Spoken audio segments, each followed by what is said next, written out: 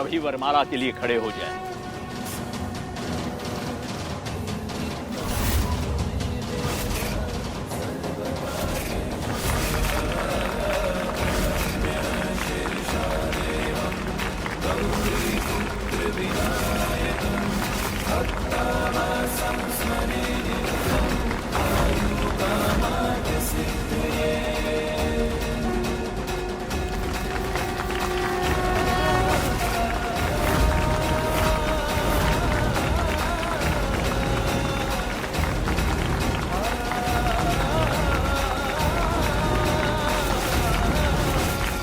अब फेरों की विधि शुरू करते हैं।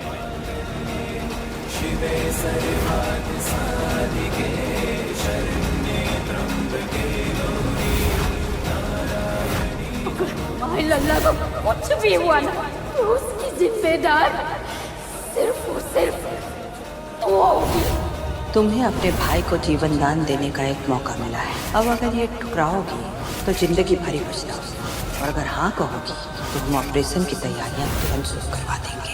हमने शादी के लिए हाँ कर दी।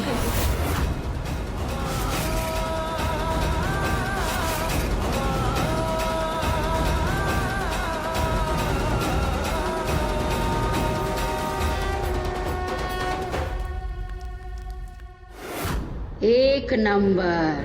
हमारे सीने से बोझ उतरा, ऊपर से लक्ष्मी मैया के द्वार खुल गए, वो अलग से। वाह।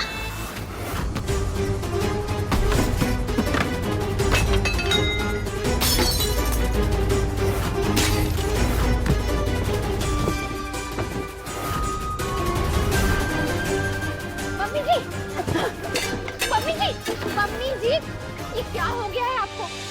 छोड़ो, ये महंगा महंगा सामान क्यों तोड़ रही है आप? मम्मी क्या हो गया आपको? देखो आपको खून भी आ रहा है।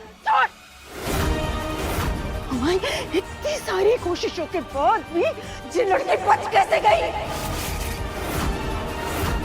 अगर ये शादी हो गई ना तो हम तीनों को उस बड़े और उसके बच्चों के ना सारी जिंदगी चूके बर्तन मारने पड़ेंगे, और जिन्हें हम कभी नहीं कर सकते, कभी नहीं कर सकते। तो मम्मी हम कर भी क्या सकते हैं?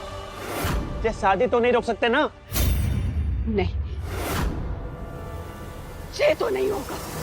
सालों से इस घर में चौकड़ी मार के हारने के लिए तो नहीं बैठे हैं हम। अगर हमारे पुरखों का श्राप इस कुलदीप का वंश नहीं खत्म करेगा ना, हम खत्म करेंगे, वो भी आज।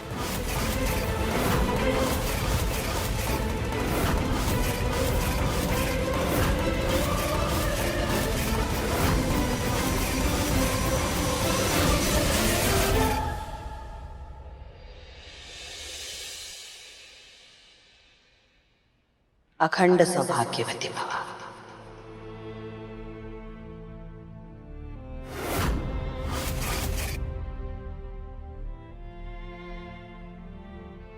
हमेशा खुश रहो।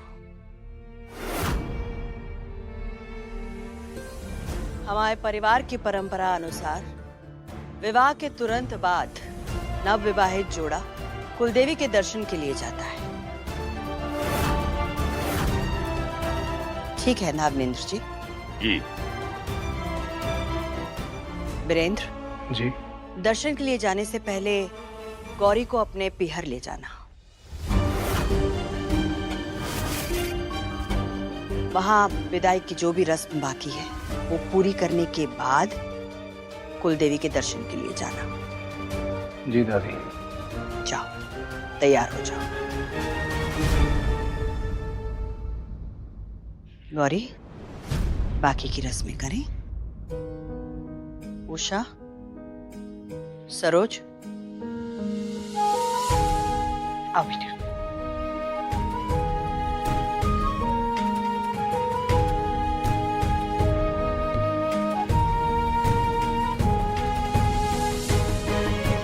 गौरी, तुम्हारा गृह प्रवेश तो कुलदेवी के दर्शन करने के बाद ही होगा,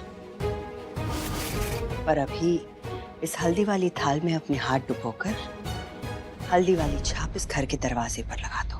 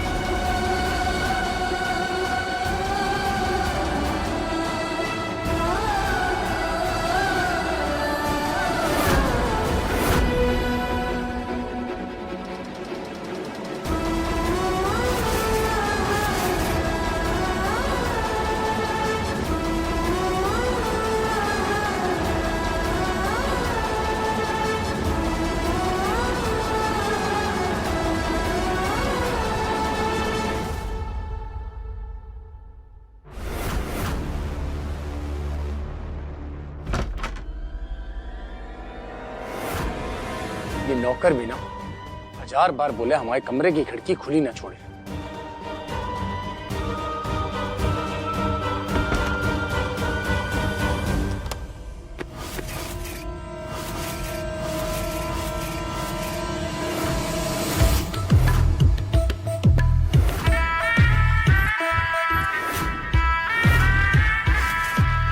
तुम आया दिमाग ठिकाने पर तो है, यहाँ क्या कर रही है?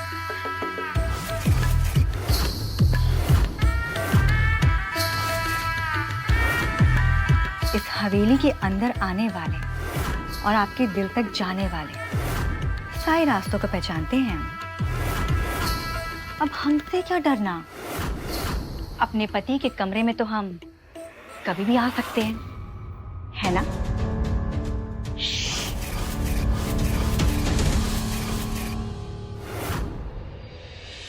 सरोज, जी अम्मा जी। गौरी को अपने कमरे में ले जाओ, तब तक हम गाड़ी में तोहफे रखवा कर गाड़ी तैयार करवाते हैं। जी अम्मा जी।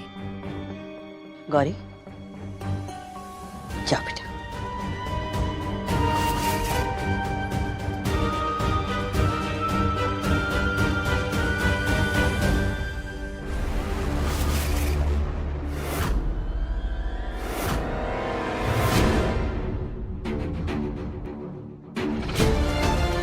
मरवाओगे तुम?